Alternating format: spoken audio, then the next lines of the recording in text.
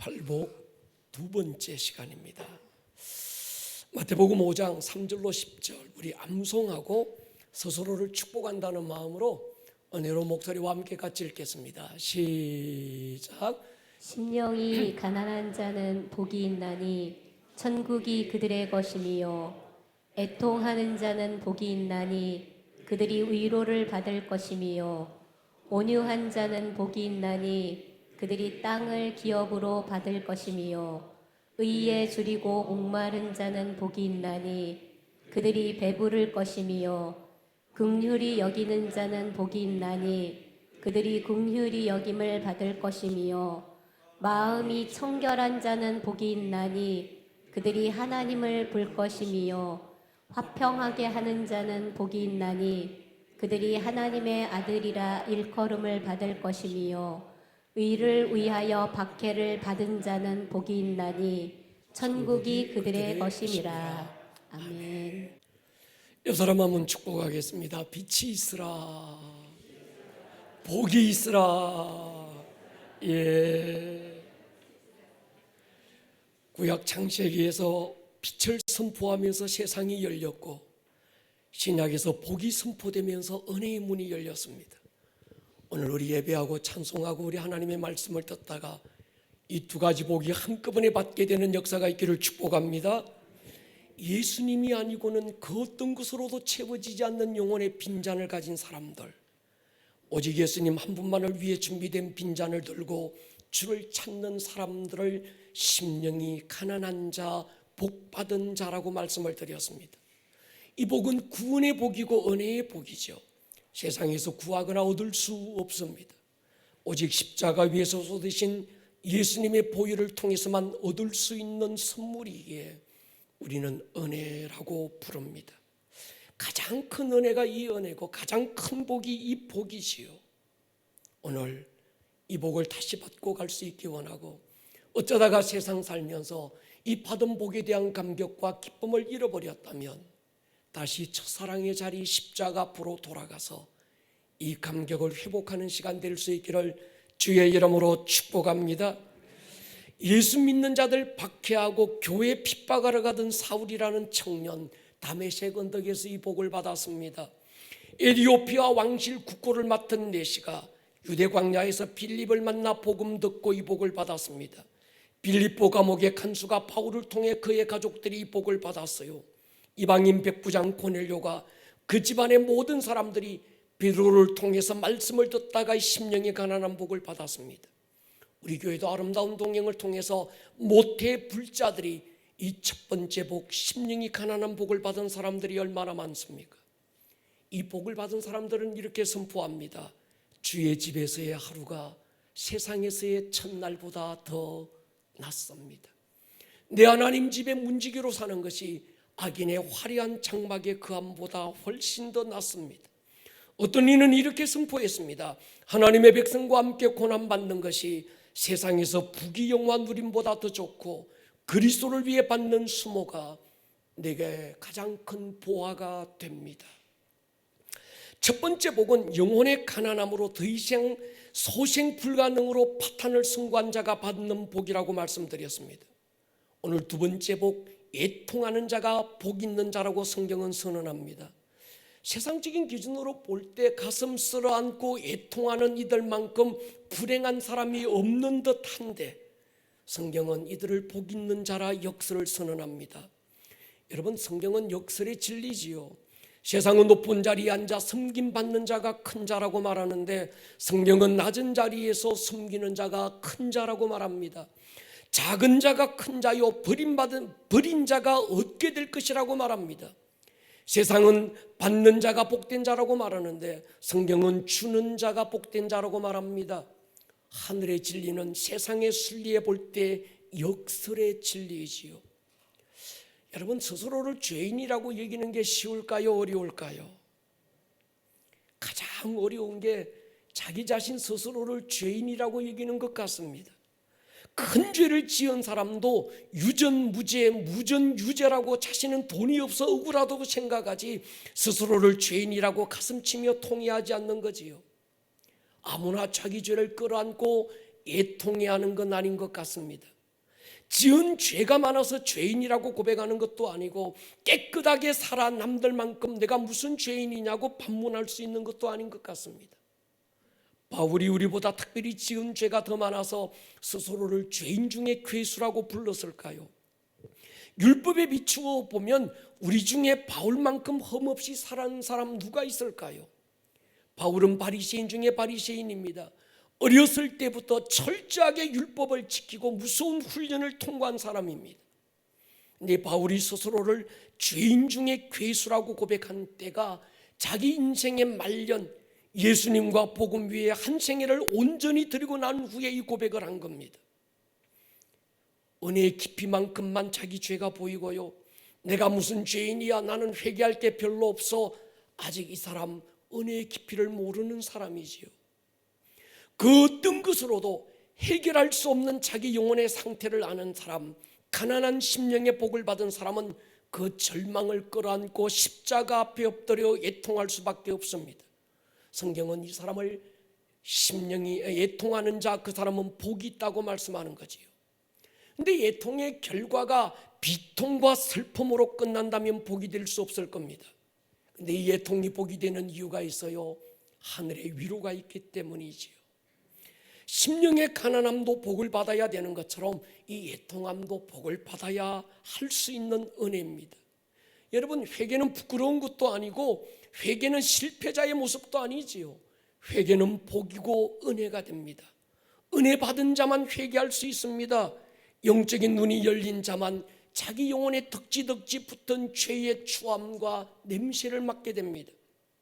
지난주에 제가 기도하던, 성전에서 기도하던 두 사람을 소개했습니다.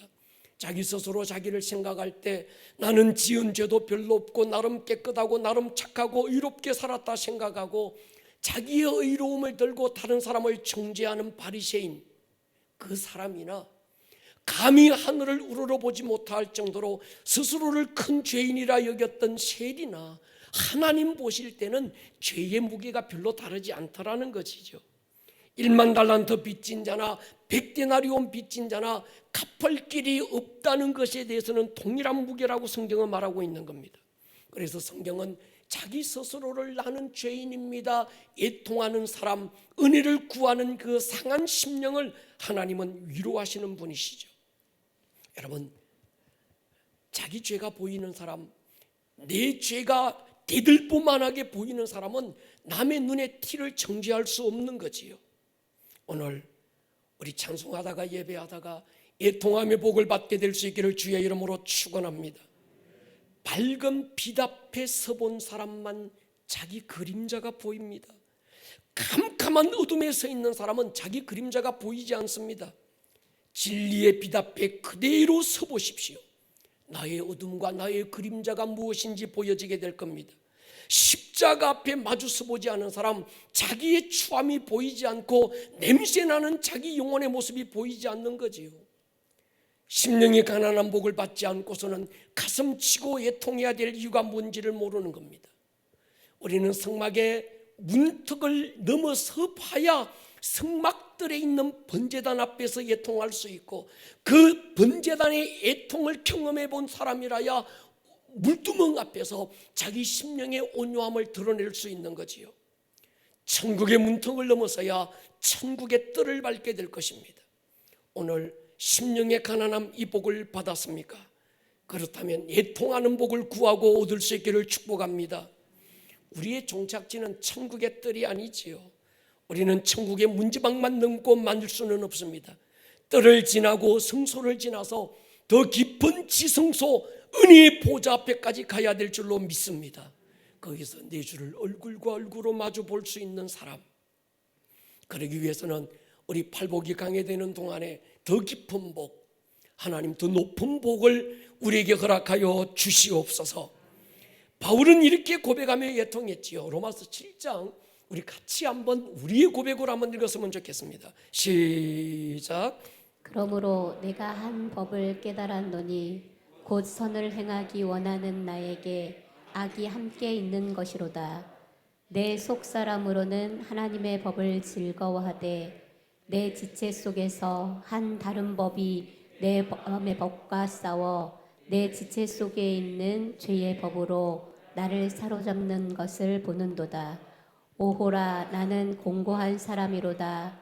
이 사망의 몸에서 누가 나를 건져내랴. 할렐루야. 은혜 받은 자에게는 이 경험이 있습니다.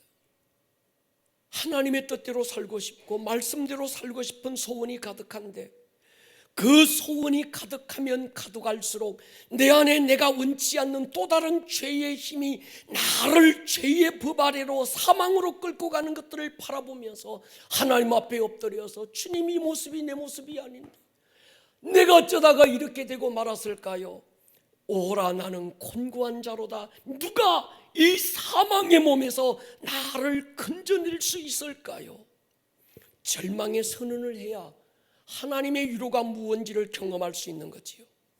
남들이 보기에 의롭고 선하고 착실한 믿음의 사람 같은데, 자기가 자기를 은혜의 빛 앞에 비추어 보니까 냄새나고 추한 온갖 더러운 것들이 하루에도 수없이 나를 덮어오는 것들을 바라보면서 우리는 이렇게 고백하고 노래하는 겁니다.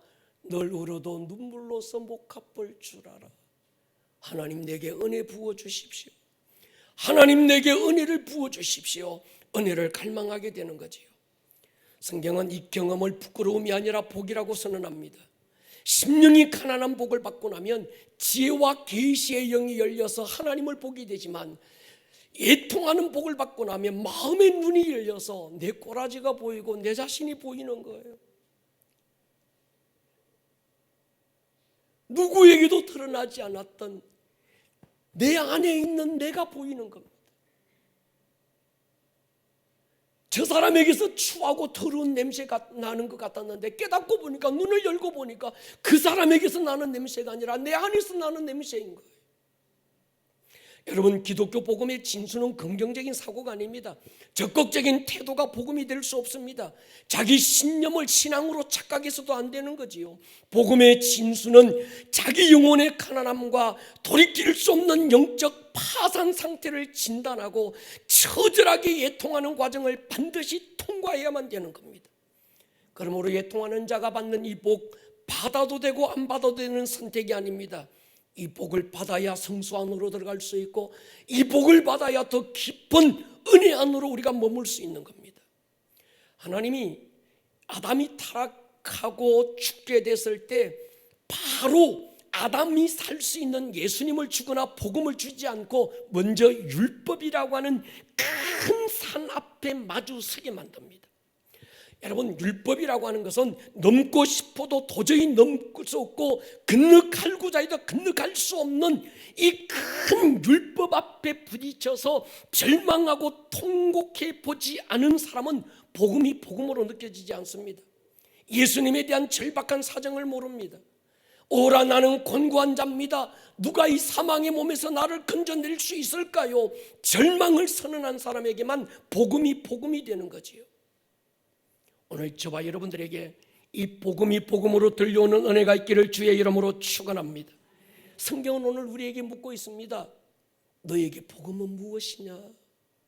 너에게 예수님은 누구인가? 요한복음 3장 16절을 성경을 압축한 복음의 엑기스라고 말합니다. 요한복음 3장 16절은 간단하게 말하면 하나님의 진단과 처방을 얘기해요. 하나님이 독생자 예수님을 주셨다. 하나님의 처방이죠. 처방을 주신 데는 진단이 있습니다. 모든 인간들은 죽음을 피할 수 없는, 멸망을 피할 수 없는 존재다. 이것이 복음의 진단인 거지요. 근데 우리는 복음의 결과만 좋아합니다. 하나님이 예수님을 주셨다. 할렐루야. 복음은 바로 예수 그리스도다. 이것만 좋아합니다. 그러나 처방은 진단을 전제로 하는 겁니다. 자기 절망이라고 하는 한계를 인정하는 것, 내가 멸망을 피할 수 없는 존재였다고 하는 것을 인정하는 것, 이 복음의 처방 앞에서만, 복음의 진단 앞에서만 복음의 처방이 될 수 있는 거지요. 사람들이 복음의 진정한 가치를 모르니까 너무 쉽게 받은 복음을 버리고 맙니다. 복음의 가치를 회복하는 길, 애통함에 있는 거지요. 그러므로 여러분, 애통하는 이 복은 패배자의 상징도 아닙니다. 애통은 복받은 자만 누릴 수 있는 하나님의 은혜인 거지요. 어떤 사람이 교회에서 예배드리다가 찬송하다가 서러이 울고 기도하다가 통곡을 하는 사람들을 보면 우리는 쉽게 그렇게 생각합니다. 저 사람 도대체 무슨 큰 죄를 지었길래 저렇게 애통할까? 어젯밤에 부부싸움 했나? 여러분, 남들보다 지은 죄가 많아서 통곡하는 게 아닙니다. 그리스도의 사랑이 내 영혼을 너무 크게 흔들어서 터져나오는 감사의 애통이 찬송의 눈물이 되는 거지요. 남들이 보기에는 죄라고도 할 수 없는 아무것도 아닌 작은 죄까지 성령님의 밝은 조명 앞에서 드러나고 보니까 그것이 먼지와 티끌 같았는데 하나님의 은혜에 비춰보니까 그것이 하나님의 독생자를 십자가에 못 박아야 될 만큼 큰 죄라는 것에 눈이 열려서 가슴치고 하나님 앞에 통곡하게 되는 것 아닐까요? 바울이 사울이었을 때, 이 복을 받지 못했을 때에는 교회를 핍박하고 예수 믿는 성도들 박해하는 것이 죄인 줄을 몰랐습니다. 그가 율법에 정통한 바리새인이고 최고의 학부에서 최고의 지식을 가졌어도 예수 핍박하고 믿는 자 박해하는 것이 하나님을 향한 하나님의 열심인 줄 알았습니다. 그랬던 그가 다메섹 도상에서 10년의 가난함을 얻고 아라비아 사막에서 보낸 3년을 철저하게 애통하는 시간으로 보내게 되지 않습니까? 교회를 오래 다녔다고 이 복을 누리는 건 아닌 것 같습니다. 교회 안에서 큰 복을 받았다 애통할 수 있는 것도 아닙니다. 이 복은 사모하고 갈망할 때 눈이 열리는 줄로 믿습니다. 여러분, 모태신앙의 강점이 있습니다. 모태신앙에 내가 신앙의 3대예요, 내가 신앙의 4대예요, 그 가문에 흘러내려오는 부모로부터 흘러내려가는 영적 아름다운 유업들이 정말 큽니다. 그러나 모태신앙의 약점도 있습니다. 이분들은요, 신앙의 가정과 분위기에서 태어났습니다. 태어나고 보니까 교회 안에 있어요. 신앙생활은 교회 생활이 익숙해 있고 조금도 불편한 게 없고 그저 자연스러운 이 은혜를 누립니다. 그러다 보니까 예수 믿는 과정이 얼마나 힘든 건지, 복된 은혜인지를 잘 모르는 겁니다. 오래 무속신앙이나 불교에 찌든 분들이 처음 예수님 만나기까지의 과정이 얼마나 처절하고 얼마나 힘든 과정을 거쳐야 되는지 그분들은 모르는 겁니다. 그러다 보니까 이분들에게는 애통함이 뭔지를 잘 모릅니다. 찬송하다가 흘리는 눈물의 의미를 잘 모르는 거예요. 기도하다가 하나님의 그 큰 사랑에 젖은 그 통곡의 눈물이 뭔지를 이분들은 잘 모르는 겁니다. 애통함의 복을 받지 않으면 또한 사람의 바리새인으로 남아서 우리는 쉽게 남을 정죄할 수 있습니다. 여러분, 겸손은 배워서 되는 게 아니더라고요. 겸손은 지식이 아니라 겸손은 복인 줄 믿습니다. 온유는 흉내내서 되는 게 아니더라고요. 이 복을 통과한 사람에게서만 나타나는 성화된 삶입니다. 애통이 애통으로 끝나면 복이 아니지요. 하나님 안에서의 애통은 애통으로 끝나지 않고 하나님의 위로가 있는 줄로 확신합니다. 제가 만난 하나님, 위로의 하나님이었습니다. 하나님은 오늘도 저와 여러분들을 위로하기를 원합니다. 바울의 고백을 보십시오. 고린도후서 1장 3절로 5절 같이 한번 읽겠습니다. 시작.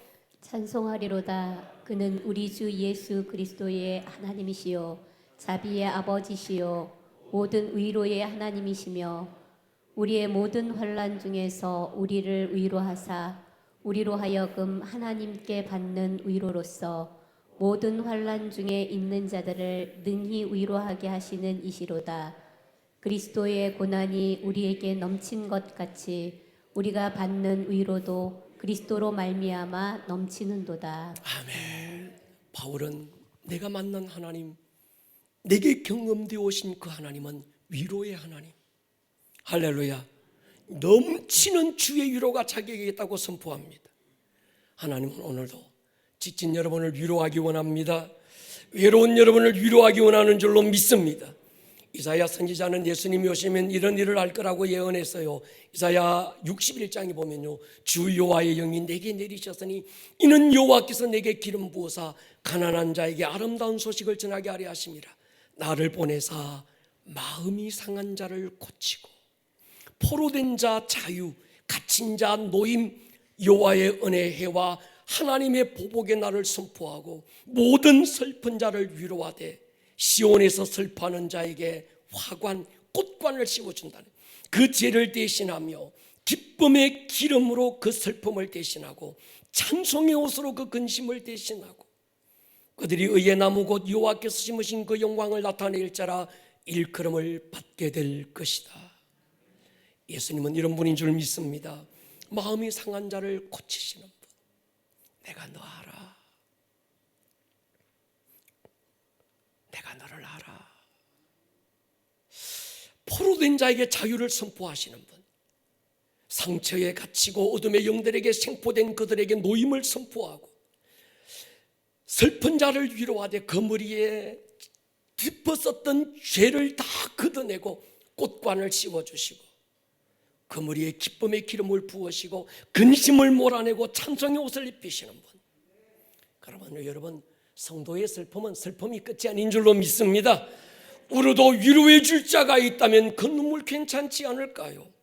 더군다나 눈에 눈물 닦아주실 분이 우리 주님이시라면 눈물조차 아름답지 않을까요?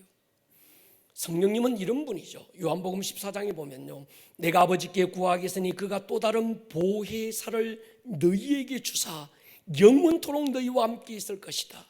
보혜사 헬라어로 파라클레토스, 파라 곁에, 클레토스는 돕는 자. 성령님의 또 다른 이름 보혜사라는 이름은 위로자, 중보자 그런 뜻이죠. 신천지에서 말하는 이만희가 보혜사가 아닙니다. 오직 성령님 그분이 보혜사인 줄로 믿습니다. 로마서 8장 한번 보십시오. 이와 같이 성령도 우리의 연약함을 도우신다. 우리가 마땅히 빌바를 알지 못하나 오직 성령이 말할 수 없는 탄식으로 우리를 위하여 친히 간구하시느니라. 그럴 때 있거든요. 기도해야지. 기도해야 되는데, 은혜의 자리로 나가야 되는데, 마음은 있고 지식이 있는데 그럼에도 불구하고 힘이 없으니까 울 힘조차 없을 때가 있어요. 그 눈에 눈물 서로이 뚝뚝뚝 흐르는데 울음소리가 안 들려. 왜요? 울 힘이 없는 거예요. 소리낼 힘조차 없는 그런 슬픔 속에 있을 때가 있습니다. 기도해야지. 지식이 없어서 안 하는 게 아니라 믿음이 없어서 안 하는 게 아니고 기도의 자리까지 나아갈 힘을 잃어버릴 때가 있더라고요. 목사지만 그렇더라고요. 여러분, 그럴 때 우리가 하기 쉬운 말로 기도하면 뒤야. 기도 안 해서 그래야. 왜 기도 안 해? 믿음이 없구만. 이렇게 우리가 책망하거나 가르치려고 하지 마십시오. 사람의 말이 위로가 안 되는 슬픔들이 너무 많습니다. 어줍지 않은 훈계나 주고 싶은 정답보다 말없이 같이 울어주는 그것이 더 큰 힘이 되고 위로가 될 때가 있거든요. 심령이 가난한 자에게는 예수님을 주지만 애통하는 자에게는 보혜사 위로하시는 성령님을 선물로 주신다면 오늘 우리 심령의 가난함으로 예수님을 얻고 그 하나님 앞에 통곡하고 애통할 줄 알아 성령님의 위로를 얻을 수 있기를 주의 이름으로 축원합니다. 예배는 하나님의 위로를 경험하는 시간입니다. 삶과 사역에 지쳤던 엘리야 로뎀 나무 아래 지쳐 탈진하잖아요. 하나님이 까마귀를 통해 떡과 고기로 공개하시고 지친 그를 만지시 40주 40주야 달릴 수 있는 힘을 얻었습니다. 저는 그렇게 기도합니다. 하나님, 오봉산 자락에 내려앉은 우리 아름다운 꿈의 교회가 바로 이 로뎀 나무가 되게 하여 주시옵소서. 찬송하다가 이곳에서, 기도하다가 이곳에서 만지시는 주님의 손길을 경험하게 하여 주십시오. 오늘 이 시대를 향한 주님의 탄식이 뭡니까? 너희가 피리를 불어도 춤추지 않고 예곡을 해도 통곡하지 않는구나. 그렇지요. 울어야 될 일에 울지 못하면 울지 말아야 될 일에 통곡하게 됩니다. 웃고 기뻐해야 될 일에 기쁨을 잃어버리면 가슴 치고 애통해야 될 일에 애통할 줄 모릅니다. 우리 주님 십자가 지고 골고다 언덕을 오를 때 뒤따라오던 여인들의 슬픔을 보시잖아요. 예루살렘의 딸들아, 나를 위해 울지 말고 너와 너희 자녀를 위해서 울어라. 우리가 울어야 될 눈물은 감정에 푹 받친 서러움이 아닙니다. 내 자녀들의 영혼의 상태를 살피고 안타까이 흘리는 눈물을 하나님은 흘리라고 말씀하고 있는 거지요. 지금 이 시대에 아무리 봐도 우리의 자녀들을 위해 흘리는 엄마의 눈물이 필요한 때인 줄로 믿습니다. 자식 때문에 아픔이 없는 부모 누가 있을까요? 그러나 그 아픔 하나님 앞에 내놓으면 내 자녀가 살아납니다. 저는 믿는 진리가 있습니다. 눈물의 자식은 망하지 않는다. 아멘이십니까? 하나님이 구하시는 제사는 상한 심령이라. 하나님이여 상하고 통해하는 마음을 주께서 멸시치 아니하시리이다. 다윗 하나님 앞에 눈물의 사람입니다. 지은 죄로 가슴 아파하고 가슴 칠 줄 아는 사람이었습니다. 하나님은 그 상한 마음을 귀히 여기신 거지요. 여러분 알고 보면요, 지은 죄 때문에 망하는 게 아니더라고요. 울 줄 모르는 굳어진 마음 때문에 망합니다. 울어서 망하는 게 아닙니다. 울어야 될 일에 울지 못해서 망하는 겁니다. 그래서 다윗은 이렇게 고백했습니다. 유명한 고백이죠. 시편 56편에 보십시오. 나의 유리함을 주께서 계수하셨으니 나의 눈물을 주의 병에 담아 주십시오. 하나님의 눈물병에 자신의 눈물을 담아 기억되고 싶었던 다윗, 그 다윗처럼 하나님 앞에 나의 눈물을 담아 그 눈물병에 나의 눈물이 채워진다면 이것보다 하나님의 관심을 더 끄는 게 어디 있을까요? 성경을 읽을 때마다 들려오는 한 통곡 소리 있습니다. 가야바 안뜰에서 고난을 당하시는 주님 멀찍이 서서 바라보다가 자기도 모르게 주를 모른다고 부인하고 말았던 베드로였습니다. 그 순간 새벽닭 울음소리 들립니다.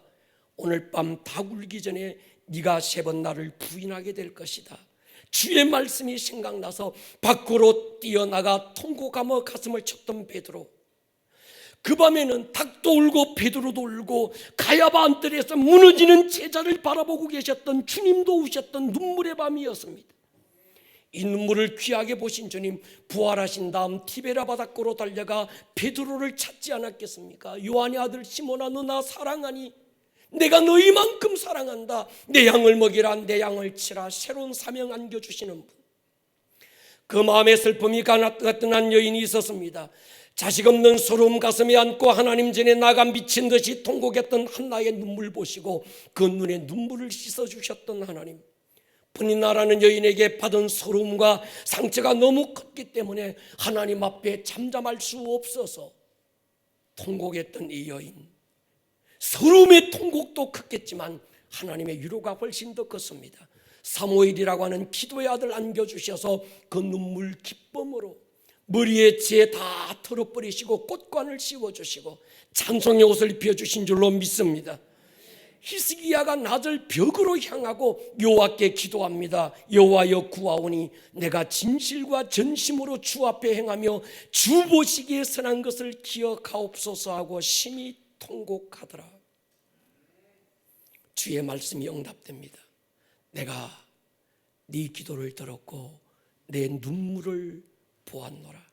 내가 너를 낫게 할 것이다. 3일 만에 네가 여호와의 성전에 올라갈 것이다. 중한 병의 무게에 눌려 당하는 아픔 누구를 알겠습니까? 자식이 알겠습니까? 남편이 알겠습니까? 아내가 알겠습니까? 그 마음의 좌절과 불안을 누구라고 이해할 수 있겠습니까? 그런데 알고 계시는 분이 계세요. 이해하고 계시는 분이 있습니다. 여러분, 하나님 앞에 엎드려 볼 수 있기를 주의 이름으로 축원합니다. 하나님을 마지막 수단으로 붙든 자, 주님은 그를 위로하시는 분. 여러분, 울면 살 수 있습니다. 만고불변의 진리가 있습니다. 울어야 살 수 있습니다. 한 방울의 눈물을 저울에 담은들 몇 그램이나 되겠습니까? 그러나 그 눈물이 하나님 앞에 흘린 눈물이라면 천하보다 더 큰 가치가 있지 않을까요? 애통해야 될 때 애통할 줄 안다면 그 애통은 복입니다. 눈물을 흘려야 할 때 울 줄 안다면 그 눈물은 기쁨의 춤으로 가는 전주곡일 것입니다. 주께서 나의 슬픔 변하여 춤이 되게 하시고 베옷을 벗기고 기쁨으로 띠띠우셨나이다. 여러분, 지은 죄로 가슴 치는 아픔이 있습니까? 회개 눈물을 흘려야지요. 마음에 담은 애절한 소원이 있습니까? 심한 통곡으로 부러지져 보십시오. 육신의 질병으로 인한 고통이 너무 커서 깊은 밤 잠 못 이룰 때 있습니까? 그 아픔 누구도 대신할 수 없지만 주님께 내어놓고 한번 기도해 보십시오. 경제적인 문제로, 자식의 문제로, 빗나간 인간관계의 문제로 가슴을 안고 계십니까? 하나님 앞에 나아가 무조건 우십시오. 분명한 진리는 울면 사는 길이 있습니다. 울어야 하나님이 위로하는 줄로 믿습니다. 구약의 이스라엘은 하나님은 심판하는 분, 하나님은 어떤 형벌하시는 분, 무서운 분인 줄 알고 하나님 앞에 나오기를 두려워했습니다. 이사야 선지자 같은 사람은 하나님의 성전에서 하나님의 뒷모습 그림자만 보고도 죽을까 봐 두려워했습니다. 그들은 눈으로 볼 수 없는 그 하나님을 오해했습니다. 그런데 그 하나님이 눈으로 보이지 않던 하나님이 인간이 눈으로 볼 수 있는 하나님 예수님으로 이 땅에 오셨습니다. 예수님은 뜨거운 대낮 모든 사람들이 외면했던, 스스로 숨고 부끄러웠던 한 여인을 찾아가셔서 그를 만나주시고, 분노한 군중들에게 끌려나와 두려워 떨고 있는 가늠한 여인을 위로하시면서 나도 너를 정죄하지 않는다. 나무 위에 올랐던 삭개오의 마음 외로움을 하시고 그의 집에 들어가 내가 너의 친구다 말씀해 주시는 분, 사랑하는 남편을 잃고 하나 있는 아들마저 가슴에 묻어두고 오열했던 어떤 과부의 통곡 앞에 주님 또한 눈물을 흘리시며 그 아들 주님 품에 대안겨 주셨던 그 주님이었습니다. 그러면 우리가 하나님을 오해하지 말아야 합니다. 하나님은 무섭고 하나님은 두렵고 형벌하시고 심판하시고 가까이 하기는 너무나도 먼 당신이 아니라 그분은 내 삶의 현장에서 나를 위로하시고 만지시고, 할렐루야. 우리가 무슨 업적을 남겨서 주께 기억이 되겠습니까? 대단한 공부를 하고 명품을 들고 다녀서 주님이 우리를 보겠습니까? 하나님의 관심은 그런 게 아니지요. 하나님이 구하시는 제사는 상한 심령이라. 여러분, 하나님 앞에 나올 때 상한 마음 가지고 올 수 있기를 축복합니다. 예배는 상한 마음 내어놓고 주의 위로를 경험하는 현장인 거지요. 그렇다고 한다면 내 영혼이 메마르다면 그대로 나와서 하나님 앞에 엎드리면 생수의 강물 같은 주의 은혜를 경험하게 될 줄로 믿습니다.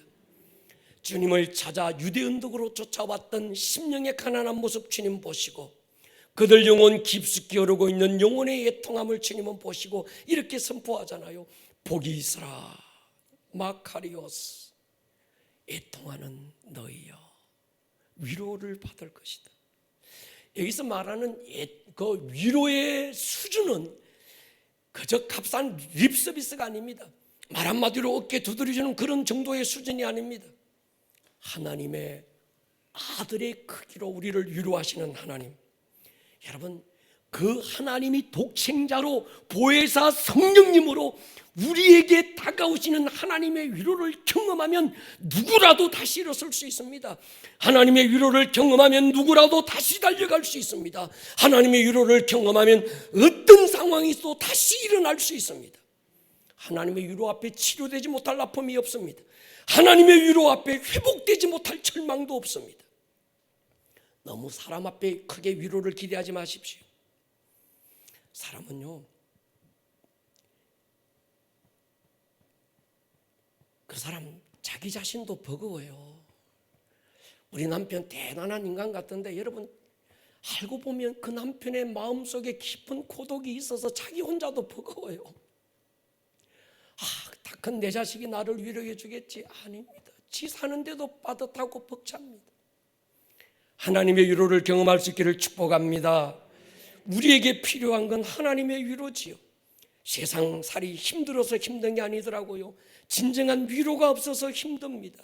실패 때문에 절망하는 것이 아니라 한마디 위로의 말이 없기 때문에 절망하는 겁니다. 신앙인은 하나님의 자녀의 특권은 하나님의 위로를 경험하는 거지요. 오늘 우리 이 시간 예배하다가 찬송하다가 심령의 가난함을 복을 받은 여러분들 다 받으신 줄 믿습니다. 애통함의 은혜도 누릴 수 있기를 주의 이름으로 축원합니다. 울어야 할 때 울지 못해서 영원한 절망에 떨어진 한 사람 소개합니다. 부자였어요. 살았을 때 자기 영혼의 절박한 사정을 외면했습니다. 자기 영혼 끌어안고 울어본 경험이 없습니다. 나중에 자기 영혼의 때 그 영혼의 목마름을 해결할 기회를 얻지 못했어요. 여러분, 오늘이 애통함의 은혜를 누릴 수 있는 기회입니다. 하늘의 위로는 오늘이 그 기회입니다. 하나님의 위로를 경험하는 사람, 어떤 슬픔의 무게도 이기고 나갈 수 있습니다. 절망의 어둠 벗고 달려갈 수 있습니다. 그 사람 내일에 더 큰 꿈을 꿀 수 있습니다. 오늘이 바로 그날인 줄 믿습니다. 제가 지쳤을 때, 정말 외롭고 정말 힘들 때, 요즘은 제가 이 노래를 자주 부릅니다. 주님과 같이 내 마음 만지는 분은 없네. 오랜 세월 찾아 난 알았네. 내겐 주밖에 없습니다. 여러분, 사람에게 받은 상처가 큽니까? 주고받은 말이 비수가 돼서 폐부를 찌르는 아픔으로 남았습니까? 오늘 여러분의 마음을 만지시는 주님의 위로로 모든 상처도 모든 눈물도 다 씻김받을 수 있기를 축복합니다.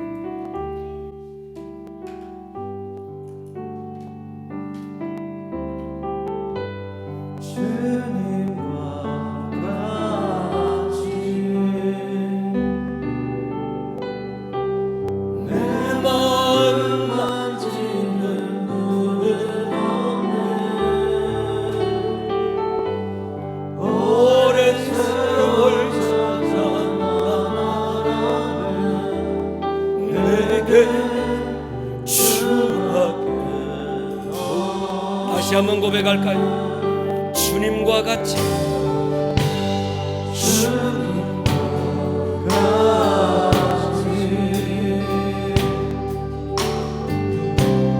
내 마음 만지는 분은 없네. 오랜 세월 찾아 나아갔네.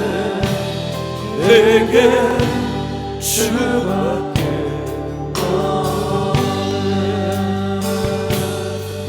주자리 강같이 수송기 들어가네.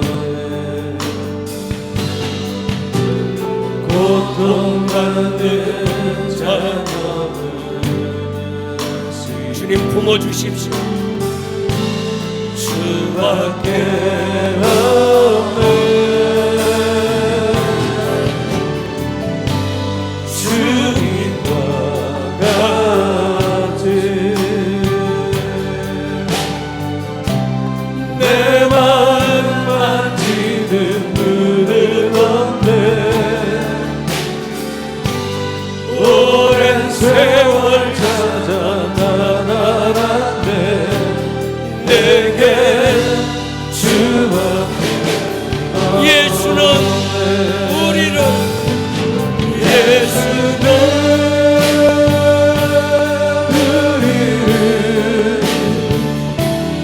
깨끗게 하시네 주시니 그의 피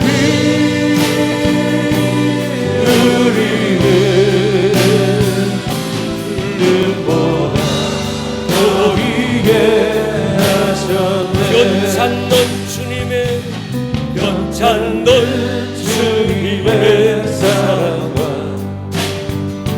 거룩한 모열의 공로를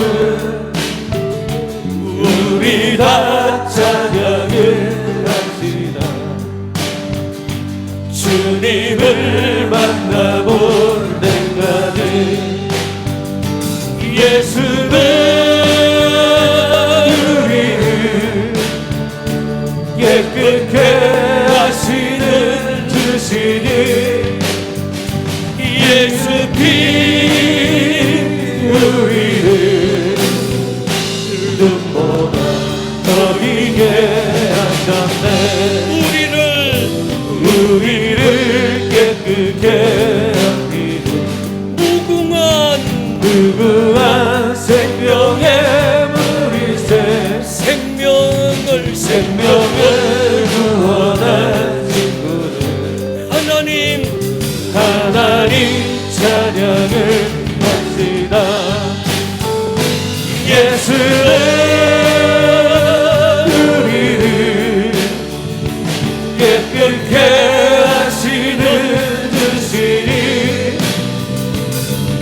그의 피 우리를 눈보다 더 희게 하셨네. 주님의 깨끗한 보혈을 날마다 입으로 같으게 간대히 싸우며 나가세. 천국에 들어갈 때까지 예수는 우리를 깨끗게 하시는 주시니 그의 피 우리를 눈보다 더 희게 하셨네. 십자가 단단히 붙잡고 날마다 이기며 나가세. 머리에 별들만 쓰고서 주 앞에 찬양할 때까지 예수는 우리를 깨끗게 하시는 주시니 그의 피 우리를 눈보다 더 희게 하셨네. 한주만 한번 들어보십시다. 주님, 사람 앞에 흘린 눈물은 초라함이 되고 부끄러움이 될 수 있지만 나도 나를 어떻게 할 수 없는 주님 뜻대로 살고 싶고 말씀에 의지하여 살고 싶고, 그런데 안에 또 원치 않는 또 하나의 죄의 법이 나를 사로잡아서 아무리 봐도 이 모습이 내 모습이 아닌데 어쩌다가 내가 이렇게 살고 말았을까 애통하게 하지만 이것이 복이고 주의 위로가 오늘 우리에게 있기를 소원합니다. 복이 있으라 마카리오스, 복이 있으라.